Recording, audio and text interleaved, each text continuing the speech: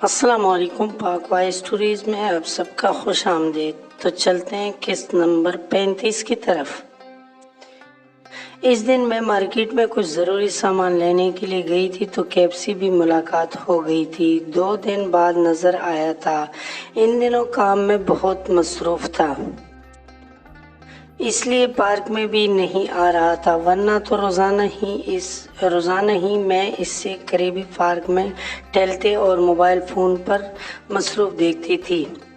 اس وقت بھی اس سے فٹ پاتھ پر چہل قدمی کرتے دیکھ کر مجھے بے ساختہ خوشی محسوس ہوئی۔ کہاں تھے اتنا دن سے؟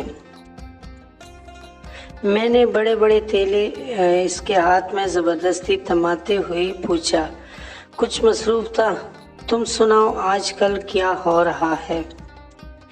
اس نے ہمیشہ کی طرح شائستگی بھرے لہجے میں دریافت کیا۔ بس وہی پڑھائی کا رونا، میں نے دکھی دل سے بتایا۔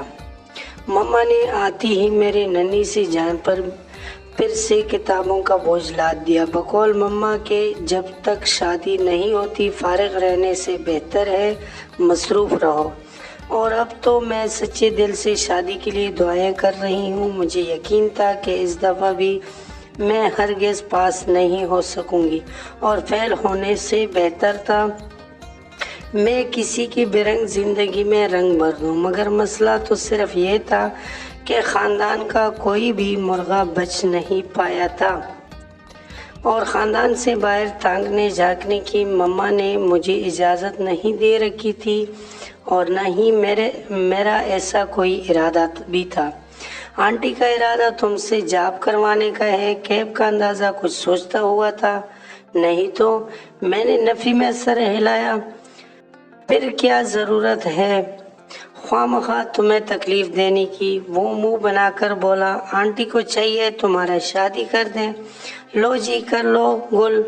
یہاں کوئی پرپوزل آتا تو تب بات بھی تھی، بندہ رو دھو کر گھر والوں کو شادی کے لیے منوا ہی لیتا۔ میں نے کڑ کر سوچا، تم بھوک ہڑتال کر دو، کیف نے اسے نئے راہ دکھانا چاہی تھی، ان اونچی ہتھ کنڈوں سے متاثر نہیں ہو سکتی۔ میں نے مایوسی سے نفی میں سر ہلایا۔ اچھا، ایک اور طریقہ بھی ہے، تم بیمار پڑ جاؤ۔ مگر کیسے؟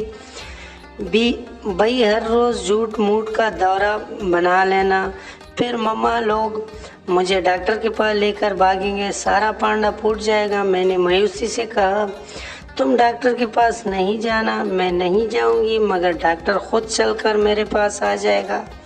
میں بیزاری سے بولی، کچھ اور سوچو، کہہ دو میری یادداشت چلی گئی ہے، ابھی میں گاڑی نکال کر لاتا ہوں، معمولی سے ٹکر کے بعد تم بے ہوش ہو جانا۔ اس نے ایک اور نادر ترین حل پیش کیا، جیسے سن کر میرا منہ بن گیا تھا، تاکہ میرا دماغی علاج ہونا شروع ہو جائے اور پھر مما اور پاپا کو پتہ چل جائے کہ میں انہیں پریشان کرنے کے لیے ڈرامے کر رہی ہوں۔ ایک اور حل بھی ہے میرے پاس۔ وہ پھر سے سوچ میں گم ہوا۔ جلدی بتاؤ، میں نے بے صبری سے بولی۔ تم خودکشی کر لو۔ ہائے خودکشی! میں گویا بدک کر دور ہوئی، یعنی مر جاؤں۔ محض پڑھائی سے بچنے کے لیے میرے آنکھوں کے ڈھیلے گویا باہر نکلے تھے، نہیں تو وہ گویا جھنجھلا گیا۔ مرنے کے لیے کون کہہ رہا ہے؟ صرف خودکشی کی کوشش کرنا، ٹیرس سے چھلانگ مار دینا۔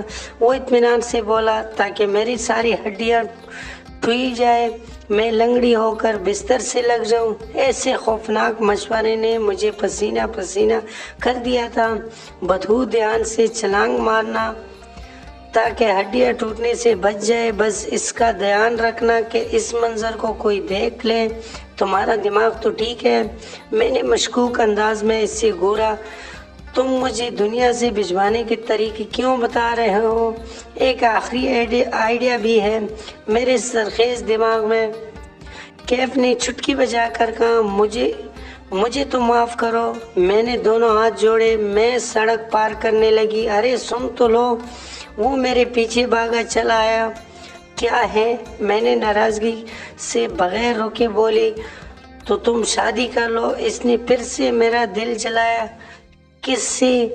میں نے بغیر سوچے سمجھے دانت پیس کر بناتے ہوئے کہا تھا، اے بکسے۔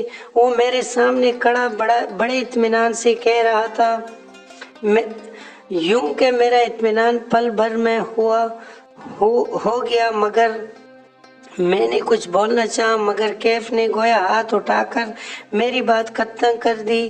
کوئی اگر مگر نہیں، کیا میں اور میری ماما تمہارا ہاتھ مانگنے آ جائیں؟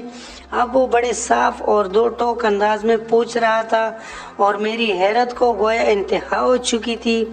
مگر ایسا کیسے ہو سکتا ہے؟ میں ہکا بکا رہ گیا۔ بھلا یوں کھڑے کھڑے رشتے طے پاتے ہیں؟ کیوں نہیں ہو سکتے؟ وہ پرجوش سا بولنے لگا، تم ہمارا آئیڈیل ہو صحیح، ہمیں جس لڑکی کی تلاش تھی وہ لڑکی صرف تم ہو سکتی ہو۔ تم میں جو خوبیاں موجود ہیں، میں ایسی خوبیوں والی لڑکی کی تلاش تھی۔ میری تلاش یہاں آ کر ختم ہو چکی ہے اور میں تمہیں اپنی بھابھی بنانا چاہتا ہوں۔ ہائے مجھے کھڑے کھڑے ہارٹ اٹیک نہ ہو جائے۔ اپنی اتنی تعریفوں نے تو میرے حواس معطل کر دیا۔ اگر کچھ سنبھل کر کیف کے تاثرات جانچ لیتی تو ضرور ٹٹک جاتی، مگر کیا ہے کہ مجھے کسی کو جانچنا، پرکھنا یا سمجھنا تو کبھی نہیں آیا۔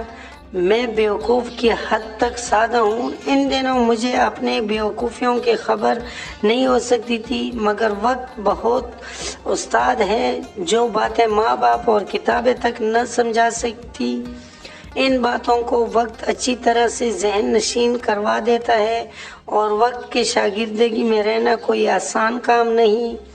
امید ہے آپ لوگوں کو یہ سٹوری کا قصہ پسند آیا ہوگا۔ اگر پسند آیا تو ویڈیو کو لائک کر لے، کمنٹ میں اپنے رائے کا اظہار ضرور کر لینا، اور چینل کو سبسکرائب کر لیں، بیل نوٹیفیکیشن کو آن کر لیں تاکہ ہمارا آنے والا قصہ آپ کو بآسانی پہنچ سکے۔ اگلے قصے میں پھر انشاءاللہ ملاقات ہوگی۔ اللہ حافظ۔